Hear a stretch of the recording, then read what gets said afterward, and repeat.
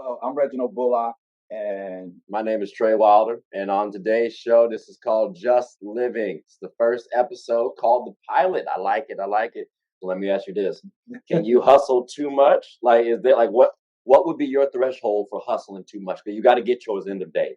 Hustling does come with a certain type of need sometimes, yeah, but there also are situations where you are hustling without need. right. So, I mean, is there such a thing as too much hustle? Because we do talk about things like work-life balance. Um, Probably, Okay. but it's different for everybody, Mhm.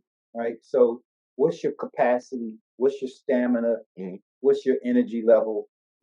What's your physiological, mental, spiritual makeup, Right. right? So, what can you handle? Mhm. Now, that's different for everybody. But I do believe that you can get too much hustle on if that becomes your only focus and you're driven by that Mhm. and you don't have balance. Okay.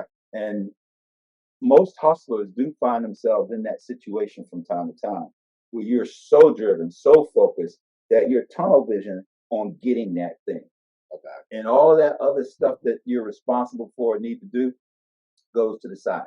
I do it deliberately from time to time because I have so many different things that I'm involved. Like I'm writing a book, Mhm. then there's a lot of stuff I can't do Mhm. because it will distract me from writing the book. Right. If I'm down here DJing and getting it in and preparing for a party or whatever, well, I ain't worrying about cleaning this place up and make it look good because the 10 hours that I could be cleaning this place up, I could be putting in to get prepared for a gig. Right. So there's a balancing act. When you're in school, and you're studying, it's December. Mhm. You got finals coming up. All right. You may not iron your clothes. You may not take a shower 3 times a day, right? You may only eat pizza instead of a balanced meal, Mhm. and you're not necessarily going out and hanging out, haven't seen your honey. You know what I mean? It's spare sometimes. Right. And so therefore, there's a lot of things that's going to go by the wayside Right. when you're getting your hustle on.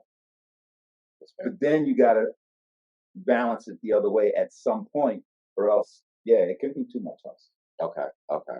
Nah, it's like I think sometimes in terms of that hustle piece, like too much hustle, I feel like it's just about planning. I don't know. Like if you plan out your day, yeah, life throws you some monkey wrenches, right? Like again, I didn't expect my friend to ask, can he crash for a little bit? But if you're planning properly, you can I guess maneuver those monkey wrenches quite well. So it allows you to hustle and balance out what would be hustling too much. Like if I feel like I'm overexerting myself, I'm about to sit down and relax. I'm about to throw on a nice little basketball game, maybe a little WNBA, something slight, but you got to find that balance like you're talking about because you can't overexert yourself. You can't burn yourself out. Mhm. I think once you do that, you make yourself less useful. Like if you're gonna hustle, do it right. Like with anything, I don't think that's really too smart. I wouldn't say Jealous. hustle in moderation. You wouldn't say hustle in moderation. No, Hustle. So what would you say then? Hustle I until think you. that's the opposite. If you're doing moderation, Uh-huh. that ain't hustle. Okay. Hustling Okay. is extreme.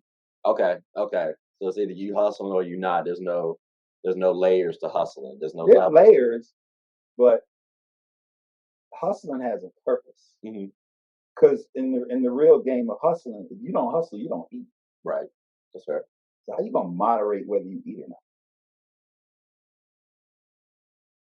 You may stop hustling for a few minutes or a few hours, You gotta always eat. but you gotta always eat. Yeah. And therein lies the true um, drive and motivation of hustling. Okay. Okay. You trying to eat, Right. trying to feed your family. Yeah. No, that is true. That is Kobe true. Bryant got up at 3 a.m. not just because he wanted to be the greatest, but he wanted to take care of his family. Yeah. That's it. He ain't had no other job. He a basketball player. And so at what point are you going to get injured and you can't play ball no more? I bet you Tiger Woods thought he was going to be playing golf like Jack Nicholson and the rest of them forever, no problem, into his 70s. He had no clue that he was going to have a physical impact. Yeah. And those things happen. Yeah. And the mental one too. Right. I bet say we can't slip yet. Right. So Well, I wasn't talking about that, his family situation too. Yeah. But that weighed on him heavily too. So I mean, yeah. So to that end, right, you hustle, because you never know Yeah. when that monkey wrench is going to get thrown in there, and you're not able to do that hustle anymore. Thanks. Okay. Okay. So I know I'm just curious because we were talking about Tiger there. His comeback, right? Like, would you classify Tiger as a hustler? Yeah. Okay. Okay. Well, because hustle also is a work ethic, Right. and that work ethic goes to your discipline. Hmm. So work ethic, discipline are all traits required to be a hustler. Right. You can't be a hustler if you're not disciplined. You can't be a hustler if you don't have a work ethic. Pretty strong. So he got out there and he hustled because he wanted to not just come back, but he wanted to be able to make his money. Golf is his money. Yeah. Granted, he a millionaire. I was about to say he might not have to though. That's in our eyes. Yeah, we don't know his pockets like that. He got a lot, and he has a lot of money, but in his mind, it's like, okay, when this thing stops, my revenue stream decreases. Who wants their revenue stream to decrease? You're not really the biggest fan of that. Right. Right. So he human like the rest of us. Right. He out there getting his hustle on. He likes his life. So what? You know, he's gonna make an extra 10 million. All right. He may be helping a lot of people. So it's one thing to have 10, 20, $100 million, and you got a house like mine, right?